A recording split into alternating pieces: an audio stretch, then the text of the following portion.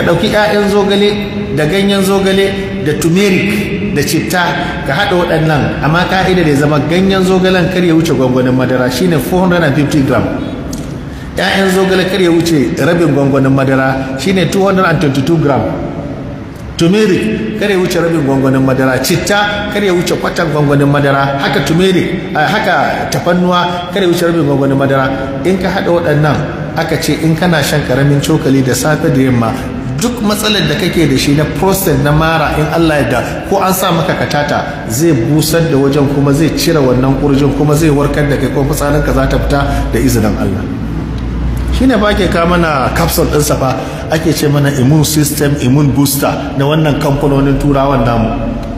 Duk ba a Kano suke zuwa su ɗebo ɗannan kayayyaki ba a nan Kano kasuwan Dawanau. Yanzu ka zo nan garin Maiduguri muna da Cathedral. Cathedral nan ga ta nan sai turawa su zo su ɗiba sai mutanenmu su kai musu sai su je su haɗa mana maganin hepatitis su zuba a buhu su kawo mu saya. Duk leda ɗaya abin da za ka sai shi naira 15,000 ko kana so ko baka so.